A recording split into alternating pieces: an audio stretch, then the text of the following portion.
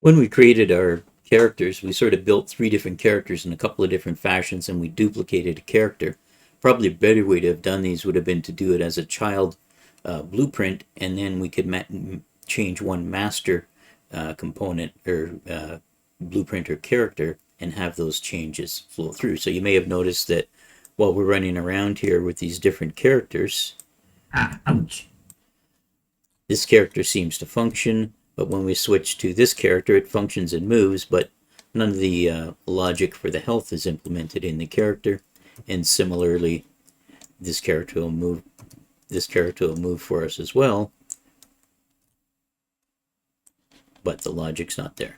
So let's go base or fix up this using child blueprints, and we're going to base it all off of our first character that we created. We have done most of the logic in there, and then we'll re-implement the exact same functionality, but we'll have two child parent blueprints of this parent one. So the first thing we're going to do here is we'll rename this one.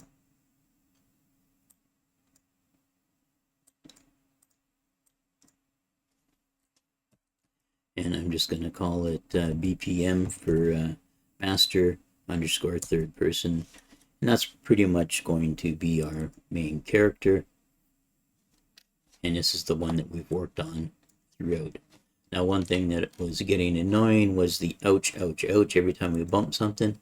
So we did download a hit. So actually, let's leave that for now. We'll leave it as ouch. And let's create our child blueprint. Let's do a copy of Manny first here. So we're going to create a child blueprint, and I'll call it BPC underscore Manny, and maybe BPCC for child character. Opening this up, it looks a lot like the one we just did, but you notice that some of these fields are not editable in here, and one of the ones that we want to change is the actual mesh. And we're going to change it from our Ready Player Me character to one of the Manny characters. So this one here, SKM Manny, and we want to be using the Manny animation blueprint as well. So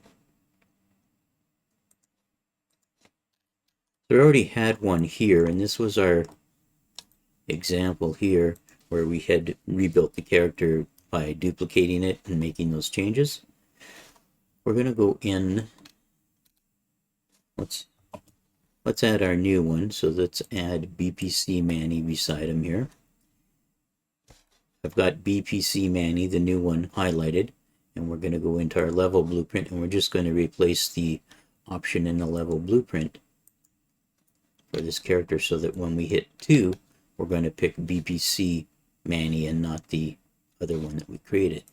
So right click, create a reference to BPC Manny because it was the one that was selected. We'll connect this, delete this from here, and now when we select 2, it should be selecting our new BPC Manny character. And this time, so I've got this character selected, I hit 2, we have this character selected, and because we have our previously attached our flashlight, we have the flashlight in here. Flashlight works, the score works. Ouch. And so does the decrement health. So I mentioned that we might want to change that ouch noise. So here I am in BPC or BPM master. And in that blueprints event graph, let's change the sound from that annoying ouch to a hit sound. And I don't know if you know it or not, but you can actually preview the sound here. So that's the sound instead of that ouch sound. That's what our new sound is going to be. So I've saved and compiled in the BPM third.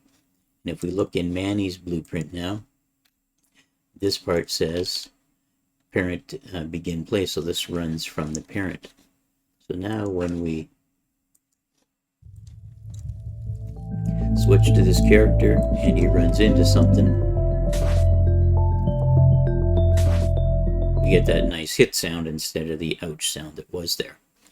Now, we don't need this one anymore. This was our previous example, and I've removed them from the level blueprint, so we can just delete them.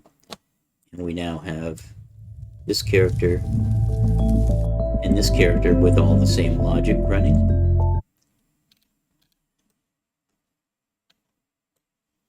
This guy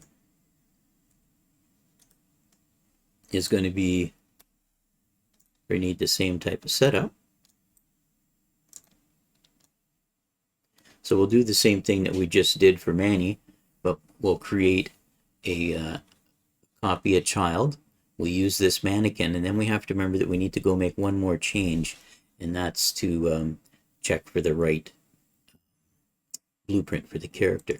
So let's start with creating the child. So I've got the BPM, the master. Create a child, and we'll call it BPC underscore doozy. And it's got the default character from the master still. So BP doozy, skeletal, and then let's go change our mesh to doozy.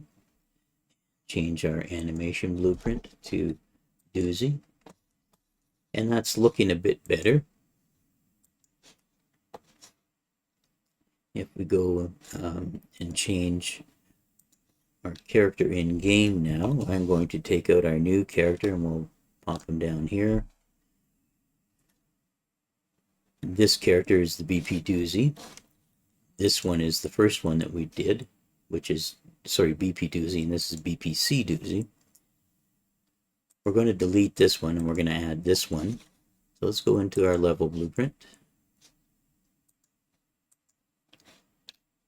And just like we did last time, we have the character selected, so I'm going to create a reference to it, connect it here, delete the one that was there previously.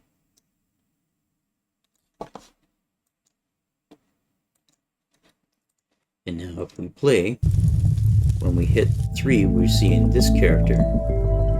But what we're not having happen is any animations.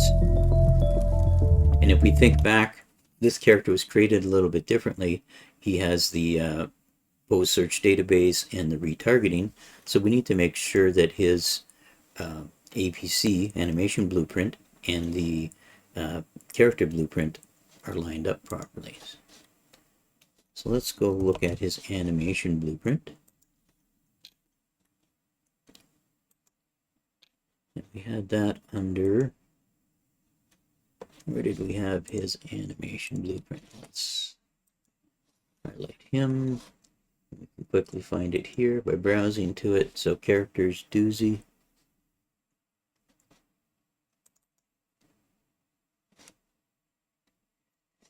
Remember the animation graph switches between whether he's jumping or running. We had the two post search databases based on the trajectory. But if we look in here, we'll notice that it's casting and checking to see if the character is a inherited from BP doozy, and we want to actually use the BPC doozy. So we're going to delete this here, and we're going to say just to BPC doozy so that we're referencing the new definition for this character. And I think we can just connect these without, is it not going to let us? Oh, you know why? So let's finish this thought here first. These two, so the character movement, but why isn't this letting me, because we haven't added the trajectory, so I'm going to save that. It's got an error. Let's go to BPC doozy. Our first two characters don't use post search database or motion matching. They're using the blend space stuff, so they do not have a trajectory component. They only have the character movement component. So to BPC doozy, we have to add the trajectory component. So we've added the trajectory component and saved it. And now back in the animation, this is there it out. Let me pull this out. So now we can connect here and say get character trajectory, which is what was there. It's just re-referencing it. So get the character trajectory.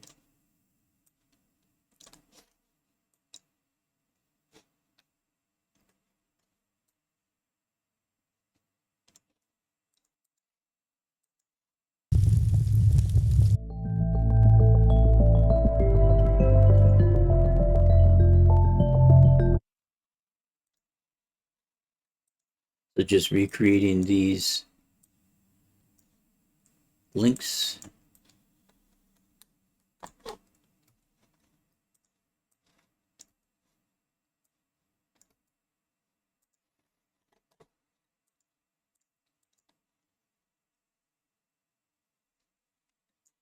So now, if we look at our characters, we're doing pretty good. We have one kind of master character.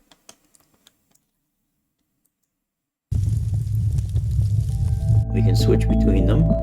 And now the health bar and the flashlight seem to be working. But if we look carefully at Doozy, his flashlight's on the floor here at his feet because we didn't update that particular skeleton. So we need to update Doozy's skeleton to have the socket. So we need the same socket name. So let's close a couple of these that we have open.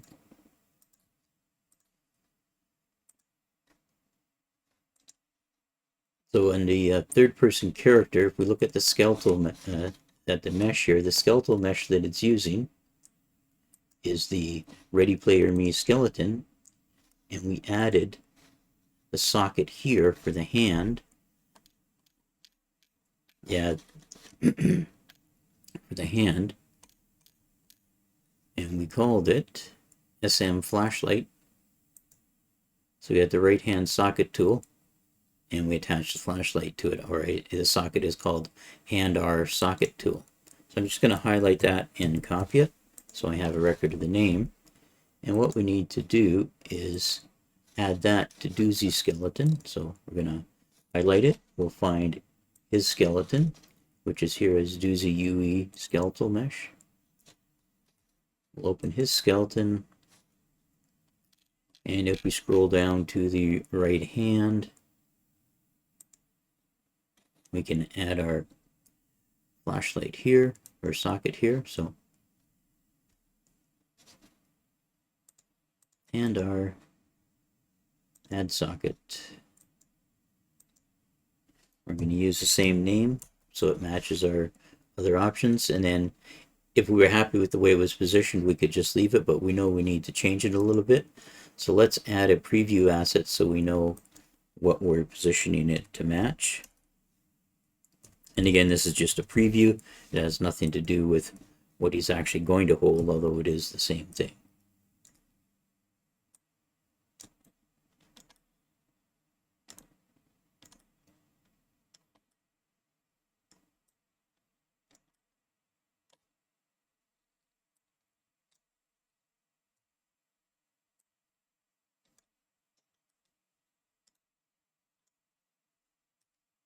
So just positioning it here so it looks like he's holding it a bit. We'll save. And now if we play in game, pick our third character.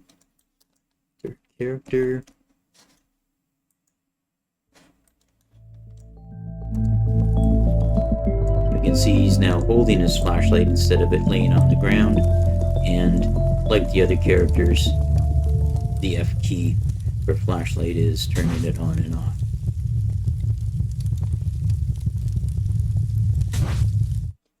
The same sound effects apply.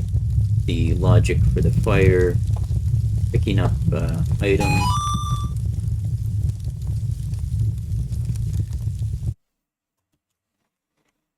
So we simply went in and decided to use this third person character as the master, and with that set as the master, we made a couple of duplicates or childs, and then we updated the parameters in the child, and now making a change in the master will flow down. So if we wanted to add different functionality, interactions with Blueprint interfaces to pick up objects and whatnot, we can do it in the master, and no matter which of our characters we're using, they'll flow through that. We could go and delete these ones as we're not using them any longer. We'll leave them in for now, and we'll probably do a little cleanup in a couple of versions and take that out.